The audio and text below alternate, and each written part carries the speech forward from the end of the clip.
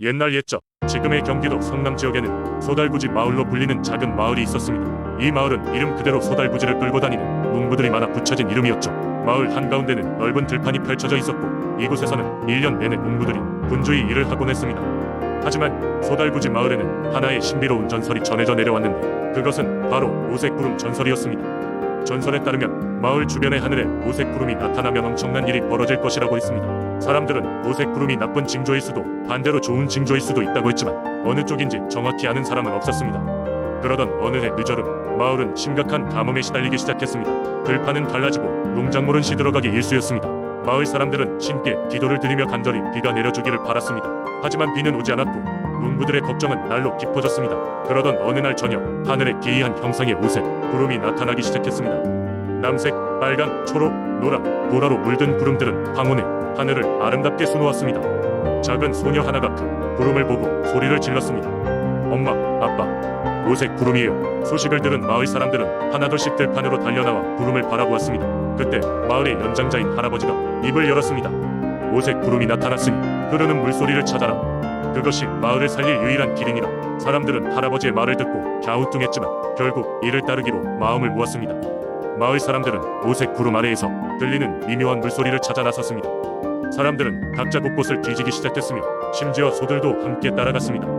그리고 마침내 들판 끝자락에서 오랫동안 숨겨져 있던 시냇물을 발견하게 되었습니다. 이 시냇물은 맑고 깨끗하며 마을을 소생시키기에 충분한 양이었습니다. 그 다음날 아침 모처럼 비가 주룩주룩 내리기 시작했습니다.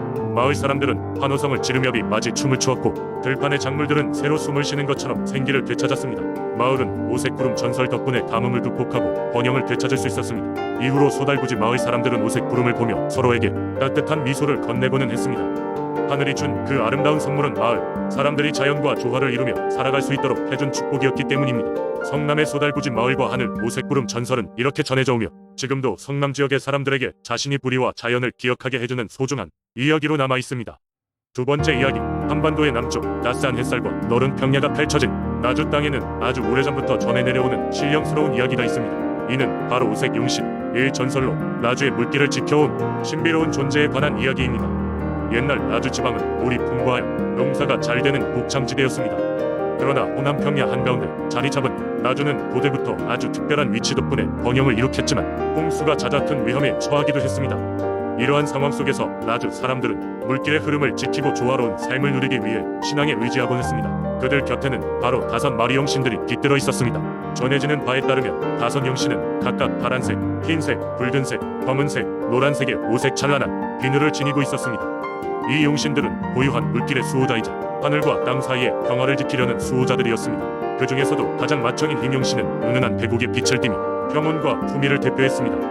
나주 사람들은 그 흰 용신에게 순결과 희망을 기원하며 바람이 험할 때면 그를 떠올렸습니다. 한편 붉은 용신은 열정의 상징으로 종종 긍휼을 평정하는 우리의 싸움꾼으로 그려졌습니다. 푸른 강물 속에서 용맹한 모습을 펼쳤던 붉은 용신은 물결의 흐름이 심상치 않은 날이면 언제든 나타나 용감한 힘을 자랑했다고 전해집니다.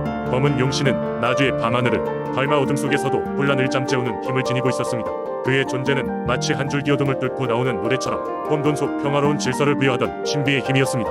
나주의 사람들은 이 용신들이 때때로 인간 세상에 어려움을 덜어준다고 믿었고 매년 양력 5월이 오는 시점이면 풍요로운 작물과 어울린 제사를 지내는 것이 전통이었습니다. 이들은 5 용신을 위한 오색 등불을 켜서 강가의 길을 밝히고 평화로운 날씨와 풍성한 수확을 기원하며 밤길을 물들였습니다. 긴 세월이 흘러도 나주의 사람들은 용신에 대한 믿음을 잊지 않고 계승하고 있습니다. 오색 찬란한 용신들은 여전히 그들의 마음속에 남아있으며 강과 평야를 넘나들며 풍요로운 삶의 이야기를 이어가고 있습니다. 이처럼 나주 지방의 오색 용신 전설은 세월이 흘러도 변치 않는 신앙의 증거로 물길을 지켜온 수호자들에 대한 경외와 감사를 담고 있는 이야기입니다. 나주 사람들은 이 아름답고 신비로운 전설을 후손들에게 전하며 불안정한 자연 속에서도 삶의 희망을 이어가고 있습니다.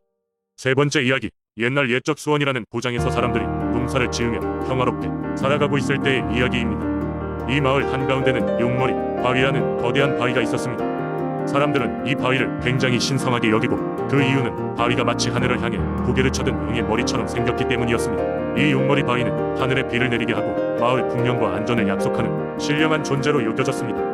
용머리 바위 바로 옆에는 깨끗한 샘이 있었는데 이 샘에서는 언제나 맑고 시원한 물이 흘러 많이 사람들에게 생명을 주었답니다. 마을에는 매년 봄이 오면 사람들은 이 용머리 바위에게 제사를 지내고 풍요와 안녕을 기원했습니다. 이 전통은 수백 년 동안 이어져 오면서 마을 사람들은 항상 용머리 바위에게 감사한 마음을 가지고 살아갔습니다. 그 해도 어김없이 봄이 찾아왔고 마을 사람들은 용머리 바위 앞에 모여 풍년을 기원하며 제사를 올렸습니다. 그날 밤 마을에서 가장 현명하다고 알려진 할머니에게 이상한 꿈이 찾아왔는데 꿈속에서 하늘에서 배틀을 짜고 있는 신비로운 여신이 나타났습니다. 그녀는 아름다운 실로 수원에 하늘을 채우고 있었으며 실이 엮이면서 아름다운 무늬의 하늘이 만들어졌습니다. 여신을 본 할머니는 경외심에 사로잡혀 어떻게 해야 할지를 고민하던 중 여신이 그녀에게 이렇게 말했습니다. 내가 짜는 하늘의 무늬는 마을의 운명과 연결되어 있으니 사람들이 이 용머리 바위를 존중하고 자연을 아끼면 이 무늬도 영원히 빛날 것입니다. 꿈에서 깨어난 할머니는 즉시 마을 사람들에게 꿈의 내용을 전했습니다. 사람들은 여신의 메시지를 마음속 깊이 새기고 더더욱 용머리 바위를 보살피고 자연을 보호하겠다고 결심했습니다. 그 후로 마을에서는 배틀 여신 또한 용머리 바위와 함께 마을을 지키는 수호신으로 여겨졌고 새로운 전설이 되었습니다. 시간이 흘러도 수원의 사람들은 매년 바위와 샘의 경의를 표하고 배틀 여신의 이야기를 전하며 자연과 더불어 사는 삶을 이어갔습니다. 이렇게 해서 수원의 용머리 바위와 배틀 여신의 전설은 오늘날까지 마을 사람들에게 자연의 신비와 경이로움을 일깨워주는 이야기로 남아 있습니다. 네 번째 이야기. 옛날 모령의 작은 어촌 마을에는 바다의 수호신에게 제사를 지내는 전통이 있었다. 이 제사는 수신제라 불리며 마을 사람들에게 큰 의미를 지니고 있었다. 바다는 어부들에게 없는 생명, 원천이자 두려움의 대상이기도 했다. 그래서 주민들은 바다의 수호신에 기분을 잘 맞추어 좋은 날씨와 풍부한 어획량을 기원하며 매년 이맘때가 되면 정성스럽게 제물을 준비했다. 제사의 날이 다가오면 마을의 남자들은 모두 바쁜 손을 움직였다. 무엇보다 중요한 것은 새벽에 바다에서 갓 잡아온 신선한 생선이었다. 어촌 마을의 어르신들은 모두 함께 숭고한 마음을 담아 바구니 가득히 생선을 준비하였고 마을 한가운데 자리한 작은 사당에 이를 바쳤다. 어부들뿐만 아니라 모든 마을 주민들이 그날 하루는 지극정성으로 바다의 신을 위한 축제를 즐겼고 그 과정은 어쩌면 종교적인 의식이 아니라 1년에 단 한 번 있는 거대한 가족 모임과도 같았다. 한 번은 9살 난 어린아이 영희의 장난으로 인해 이 축제에 작은 사건이 발생했다. 영희는 수십 년간 거의 변화 없이 치러져온 의식을 재미없게 생각하고 있었다. 그래서 바다의 신이 좋아할 만한 특별한 아이템이 필요하다고 생각한 영희는 항구 근처에서 버려진 오래된 고깃배에 있다 누구도 인정하지 않은 해산물 꾸러미 하나를 사당에 슬쩍 바치고 말았다. 제사가 진행되는 동안 아무도 영희의 장난을 눈치채지 못했다. 하지만 그날 밤 하늘은 무섭도록 깊은 먹구름에 잠겼고 갑자기 폭풍우가 몰아쳤다. 이는 마치 바다의 신이 마을에 불만을 표현하는 것처럼 느껴졌다. 다행히 마을에는 큰 피해가 발생하지 않았고 사람들은 오히려 이러한 절망적인 상황 속에서도 힘을 합쳐 지혜롭게 대처했다.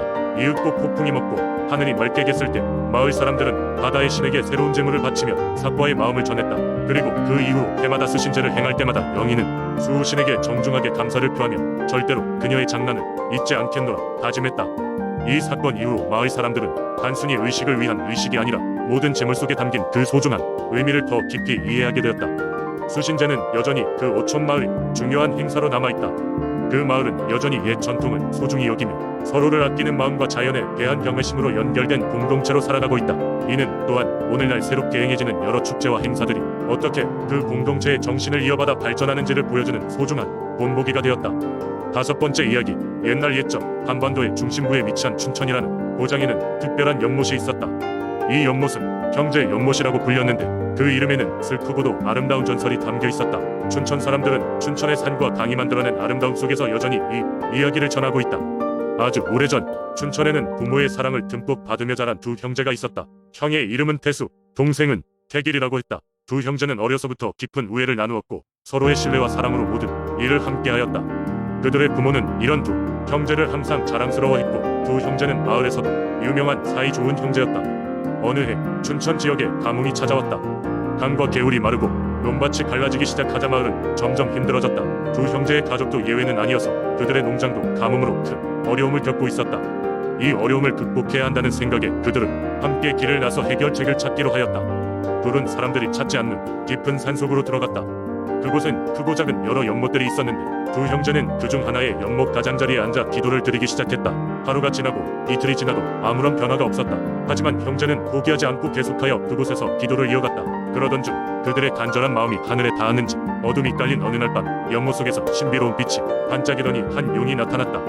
형과 동생은 깜짝 놀랐지만 침착함을 잃지 않고 용에게 자신들의 사정을 간절히 전하였다. 용은 형제의 진실한 마음과 강한 유대감에 감명을 받아 그들에게 한 가지 제안을 하였다. 내가 너희에게 물을 선물로 줄 터이니 하나는 중요한 것을 포기해야 한다. 그 희생이 없다면 이 감험을 해결할 수 없다 고 말했다. 형제는 서로의 눈을 보며 진지하게 고민한 끝에 동생 태길이 말하였다. 형님, 제가 이곳에 남아서 연못을 지키고 물을 보존하겠습니다. 형님은 돌아가서 마을 사람들의 희망이 되어주세요. 태길의 결단력 있는 선택에 태수는 고개를 끄덕이며 동생의 결심을 존중했다. 그리하여 태길은 연못 속으로 들어가 그 연못의 영혼이 됨으로써 물이 마르지 않도록 지키기로 했다. 태수는 마을로 돌아와 용이 준물을 통해 농작물을 구해낸 뒤 동생의 희생을 마을 사람들에게 전했다. 그 이후로 연못은 점차 많은 사람들 사이에서 형제 연못이란 이름으로 불리게 되었고 두 형제의 이야기는 많은 사람들에게 그들 간에 깊고 신뢰 가득한 사랑의 증거로 전해지게 되었다. 사람들은 연못의 전설을 기억하며 그 신비로움을 존중하고 보호하였다. 오늘날 춘천의 연못은 바로 그 전설의 배경이 되었으며 이 이야기 속에 담긴 형제의 우애와 헌신은 많은 이들에게 교훈이 되고 있다. 그렇게 춘천의 민속신앙 속에서는 이 형제의 연못의 이야기가 불후의 전설로 남아 사람들의 마음속에 깊이 자리 잡고 있다.